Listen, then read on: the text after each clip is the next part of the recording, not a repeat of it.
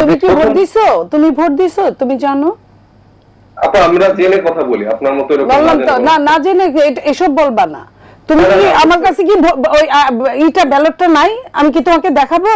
আচ্ছা আচ্ছা, আপনি বলেন তো কিভাবে পোস্টাল ব্যালট ভোটটা দিতে হবে? না না, পোস্টাল ব্যালটের ভোটটা হানার মধ্যে তো সিল দিবে অথবা টিক দিবে, হানা লেখা থাকবে, হানা লেখা থাকবে। এখন তুমি এটা বলতে পারো, কিন্তু এটার জন্য তুমিও ভোটটা দাও নাই, আমিও ভোটটা দেইনি, বাট তুমি এটা বলতে পারো না টিকটা দিবে। তুমি বলতে পারো যে এটার জন্য তোমাকে এত লম্বা করে টাইনা আনা, তুমি এমন সব জানতে হয়ে যাও না, বেয়াদবের মতো কথা বলবা না। কথাটা বলবা নিজের সৌন্দর্যটা বজায় রেখে কথা বলবা। আচ্ছা আপনি যদি এরকম লাইভ টক না, কেন লাইভ টক শুনতে তুমি উল্টাপাল্টা কথা কি তুমি তোমার মতো তুমি বলবা? তুমি আরেকজনকে তুমি আঙ্গুল তুলে কথা বলো কেন? ভুল তথ্য কেন দিবেন না? কেন ভুল তথ্য দিলাম নাকি? তুমি আনারস আর আপেল নাই, ব্যালট ছাপানোটা নাই, এরকম ধানের শীষকে নিচে দাও নাই, তুমি ওইটা বলতে পারো যে এটা তো হ্যাঁ এবং না এর মধ্যে তুমি বলতে পারো তোমার জায়গা থেকে। তুমি অন্যকে তুমি দোষারোপ করতে পারো না। কেন অপতথ্য বেয়াদবের মতো কথা বলছো? নীলফারমণি, আপনার কাছে তো আমরা সবাই বেয়াদব, আমরা একটু আদি যেরকম গিনিপিগ এরকম আমরা হচ্ছে যে এরকম বেয়াদব। আমরা একটু সাইড প্রস্তাবিতকে শুনি। না না না না, আমি যেটা বলতে পারো না। তুমি উপরে দিয়ে দিছো, দেখছেন আপনার দিছো। না না না, আপনার লিমিটেশন কি জানেন আপা? আপনি কথা শেষ করতে দিচ্ছেন না, কারণ জানেন যে আপনি মিথ্যা একটা তথ্য ছড়িয়েছেন। কোনখানে মিথ্যা তথ্য ছড়ালাম? আমরা একটু এইটা নাই, ব্যালটটা নাই। আমাকে আপনি শেষ করতে দেন। জি, আপনার যদি সেই সততার জায়গাটা থাকে, তোমার ভাষার জন্য তোমাকে শেষ করতে দাও। আপনি শেষ ভাষা নোংরা থাকবে কেন? আমার ভাষা কই নোংরা হলো বাবা? আপনি ভুল শুদ্ধ ভাষায় কথা বললেই সুন্দর ভাষা হয়। আপনারা এসে আমাদেরকে মেরে থুয়ে চলে যাবেন, আপনি বলবেন হ্যাঁ কিছু কিছু বিচ্ছিন্ন ঘটনা, কিছু কিছু গিনিপিগ, আর আমরা কিছু বললে সেটা দোষ হয়ে যায়।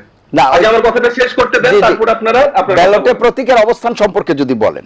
না না, আমি আগে পোস্টাল ব্যালটের কথা বলছি। পোস্টাল ব্যালট আপনারা জানবে না, কারণ হচ্ছে যে এটা শুরু থেকেই জাতীয় নাগরিক পার্টির যে এনসিপি ডায়াসপোরা অ্যালায়েন্স, তারা শুরু থেকে চেষ্টা করছিল যে প্রবাসীদের ভোটাধিকার যেটা নিশ্চিত হয় সেজন্য কাজ করার জন্য। তো সেই জায়গা থেকে আপনি আমাকে কথা বলতে দেন। জি প্লিজ। তো সেই জায়গা থেকে আমরা চেষ্টা করছিলাম যে কয়টা পদ্ধতি আছে সেটা আমরা ইলেকশন কমিশন থেকে শুরু করে এটা নিয়ে আলাপ আলোচনা হয়েছে, আমাদের যে প্রবাসী ভাইরা আছে দলমত নির্বিশেষে সেখানকার মানুষজন এই ব্যাপারটা নিয়ে কথা বলেছে এবং সেই প্রসঙ্গে এগিয়েছে। তো যে পোস্টাল ব্যালটের সিস্টেমটা এসছে সেখানে কিন্তু একটা অ্যাপ দেওয়া হয়েছিল। হ্যাঁ, তো সেই অ্যাপের মাধ্যমে স্বয়ংক্রিয়ভাবে আপনারা যে বিকাশ হয়তো ব্যবহার করেছেন, আপনারা দেখবেন যে মুখের অবয়ব নেওয়ার জন্য যে সেলফি ক্যামেরা, সেটা দিয়ে কিন্তু সেই অ্যাক্সেসটা নেওয়া হয়। ঠিক তেমন ভাবে পোস্টাল ব্যালটের সিস্টেমটা ডেভেলপ করা হয়েছে এবং সেখানে যে অ্যাড্রেস দেওয়া হয়েছে, মানে পোস্ট কার্ড যেখানে যাবে, সেই যে লেটারটা সেখানে যাবে, সেটার ঠিকানাটার জন্য আলাদা স্পেসিফিক একটা অ্যাড্রেস দরকার হয়, যেটা মধ্য এই এশিয়ান যে এরিয়াগুলো আছে, দুবাই, কাতার বা সৌদি আরব, এই দেশগুলোতে, হ্যাঁ মধ্যপ্রাচ্য, এই দেশগুলোর অনেক দেশই আসলে সেটা অনেকের ছিল না, মানে সেখানে পোস্টাল ব্যালট দেওয়ার জন্য সেই ঠিকানাটা অনেকের কাছে নেই।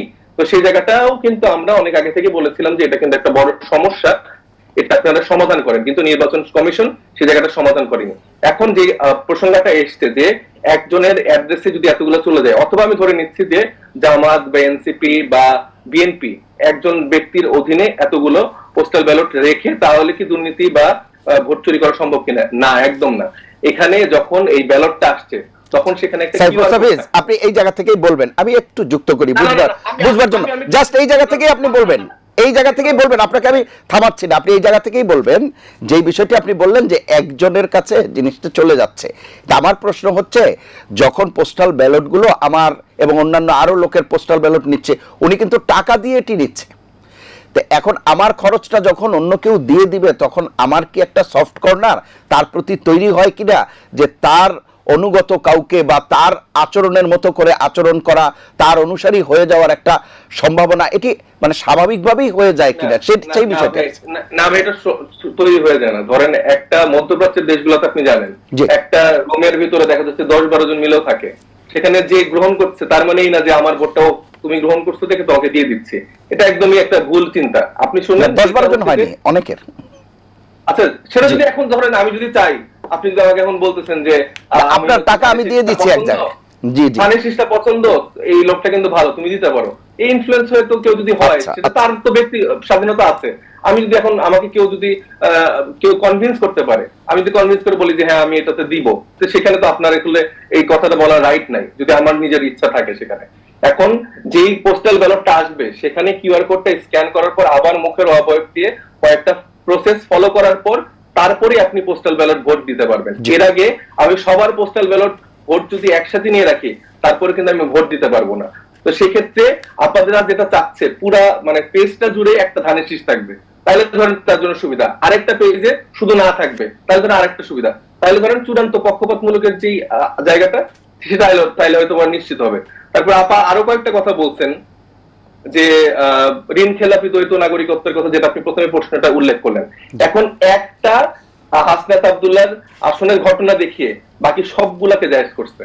বাকি যতগুলা ঋণ খেলাপির ঘটনা আছে, বাকি যতগুলা দ্বৈত নাগরিকত্বের ঘটনা আছে, আমার সিরাজগঞ্জ 6 আসনে সবকিছু প্রমাণ তাদেরকে দেওয়া হয়েছে।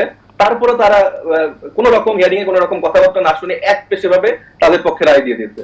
প্রত্যেকটা ঘটনা আপনাকে ইন্ডিভিজুয়ালি আমি প্রমাণ সহকারে দিতে পারবো। আপনাদেরকে কেন দায়িত্ব জ্ঞানহীন বলি, কারণ যখন আমরা দায়িত্বটা না নিতে শিখবো তখন এরকম হয়।